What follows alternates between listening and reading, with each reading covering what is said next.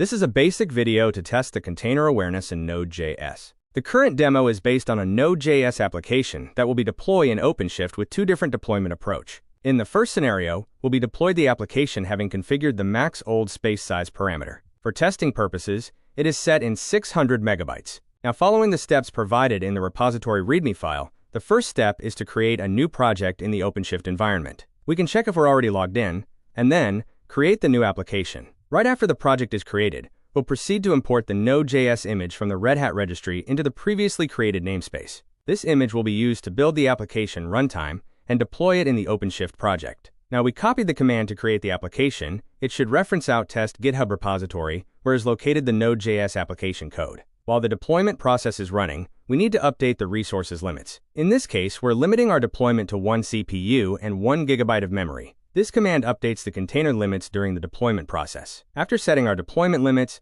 we need to wait until building process finishes. It could take some time while finishing. We can follow this up by using the watch oc get pod command.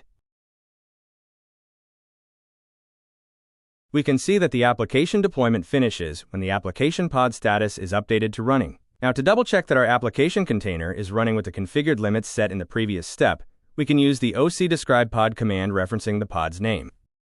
This command output will show the pod general configurations and should include the configured resource limits. In our case, we can see both CPU and memory are showing the correct values. Now we need to expose the service to consume the application outside of the OpenShift cluster. Using the oc expose svc command, automatically will generate a route for our application service exposed in the 8080 port. Once exposed the route, we can use the oc get route to check its details. Then, we can copy the URL and call the application expose services. For example, the memstats endpoint will show us the current application workload. For the purpose of the current demo, we'll be focused on using the memory service. This service calls a function that adds workload to the application to stress the heap usage until using the all available heap space, and eventually will trigger an out-of-memory event. When we open the pod logs, we can see that constantly the memory usage is increasing. Please remember that in this first scenario, we're limiting 600 megabytes by setting the max old space size parameter. So then, we're expecting the out-of-memory event around that heap usage. Right now, we're following the pod logs that shows the GC tracing.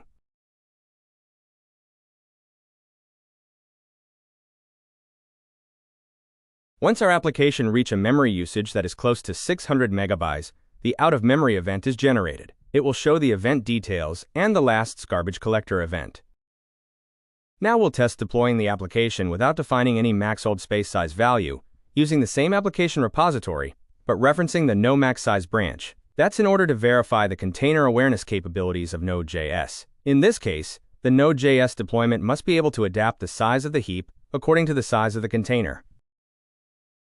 For this new deployment, we'll follow the same steps as in our first scenario. We need to create a new project. In this case, we're calling our project Node.js-nomax_tests to differentiate it from our previous one. And then, we need to import the Node.js image if it doesn't exist yet on our OpenShift registry. We're using exactly the same Node.js image than in our previous test. Now we can create the application deployment. In this case, we need to reference the GitHub repository branch, because we are not using the main branch for this test. Now we define the resources limits. As in our previous scenario, we're limiting to 1 CPU and 1 GB of memory. We need to wait until the deployment finish. We can follow up the deployment process by using the watch oc get pod command. Our deployment will be finished once the application pod status is updated to running. Also, we need to expose the application service to get access outside the OpenShift cluster by using the oc expose svc command. Now we can see the root details and copy the URL, where we can access the application for our tests. As in our previous test, we need to call the memory service to call the application function that stressed the application memory usage. Now, we can follow the pod logs by using the oc logs-f command. There, we can find that is constantly loading the application memory. Remember that in this second scenario, we did not set any max old space size. That's in order to verify the Node.js adaptation to the container configured resource limits.